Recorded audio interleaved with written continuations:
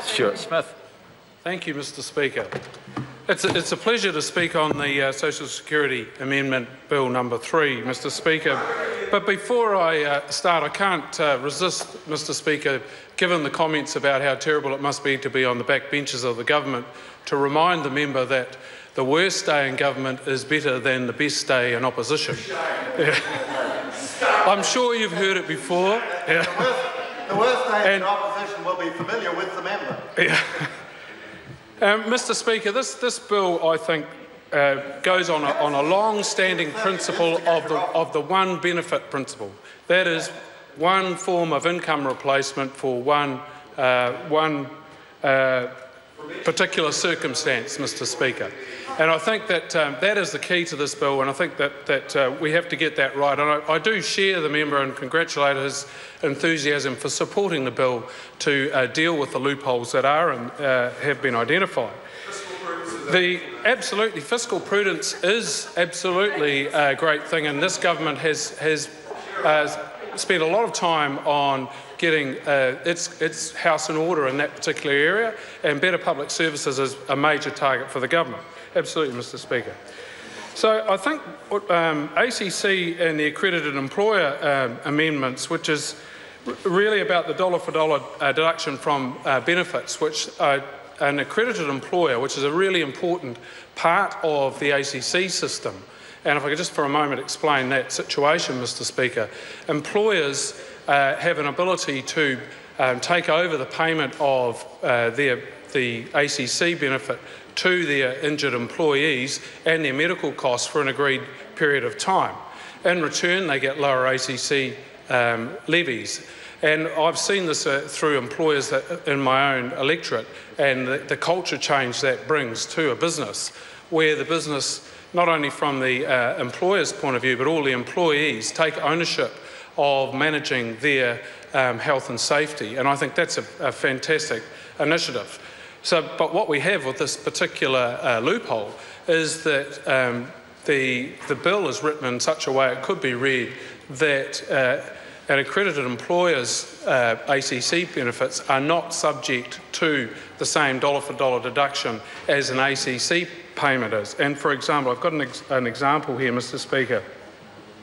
If a domestic purpose benefit recipient is paid $100 in weekly compensation with no other income, the benefit will be deducted by $100 if it was paid. Point of order, the Honourable David Cunliffe. Mr Speaker, drawing the attention of your good self to your newfound robust interpretation of the rules against reading from the member's notes. Well, I'm sure you were about to draw the member to will his resume his seat, and I recommend to him a good reading of the report of the Standing Orders Committee at the end of the last Parliament, and then he won't be disorderly and interrupt in that way. Stuart Smith. Thank you, Mr Speaker. It's quite good reading, actually. I can recommend it. Order. And Mr Speaker, so I might start again because I've lost my thread, if that's okay. Yeah, if a domestic purposes benefit is a recipient is paid $100 in weekly compensation with no other income, the benefit will be deducted from $100 from the ACC, which were on a dollar-for-dollar basis.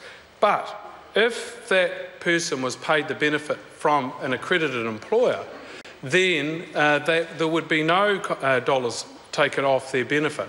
And that is unjust and has to be fixed, Mr Speaker. So likewise, you could say that the unfairness of that is quite obvious, but in the previous speeches and earlier stages in the bill, it was pointed out by some that, well, it's not enough anyway, and therefore we need to deal with it. And it didn't come from the Labor opposition, but it did come from others. But the whole point of our benefit system is about fairness. People pay taxes for the reason to be that they are distributed in a way that is fair. If we don't meet that fairness test, then the whole system falls apart. If we move to the student loan or student accommodation supplement, we have a similar situation in that if some students whose own personal income, their parental income or spousal income doesn't allow them to get a student allowance and a supplement, they can apply for an accommodation supplement. And that is also grossly unfair, and I do have an example for that, if I may be permitted to read on that one, Mr. Speaker. If a domestic purposes benefit recipient, oops, I got the wrong one. It was the previous one.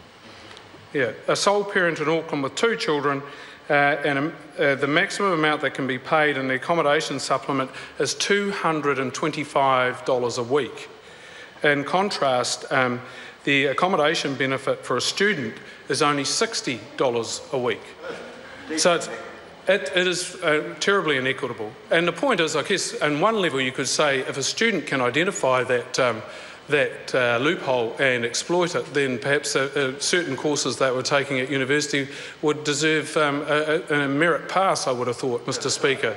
But it is inequitable. And students... Sorry? Now the member brings up a good point. Maybe they need it. Well, but the supplement is designed for a student, Mr. Speaker. If somebody can identify a loophole and exploit it, that is inequitable for everybody else.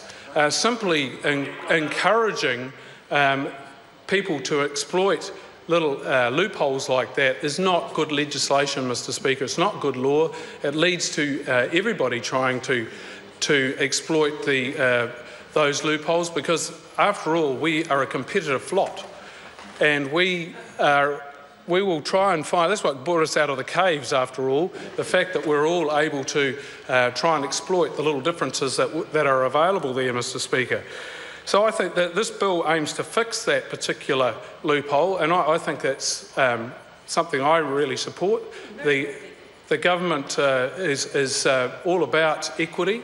It is about getting good public services, and the only way we can do that is to ensure that the benefits that we do have, that we pay out, are paid on a needs basis, not on whoever can exploit the law as it stands, Mr. Speaker.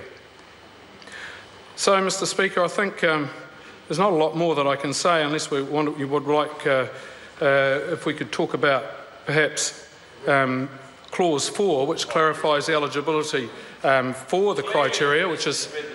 Yeah, Clause 4, absolutely. And that is absolutely essential part to deal with that accommodation supplement, Mr. Speaker. Clause 6 provides for backdating. Order. This debate is interrupted and set down for resumption next sitting day. I'm doing it a little bit early because members in committee this evening, the votes on Schedule 1 and Schedule 2 of the Immigration Amendment Bill number 2 were incorrectly recorded as ayes 61, noes 59. In both cases, the votes were ayes 61, noes 57. The record will be corrected. The House stands adjourned until 2 p.m. tomorrow. 1 minute early.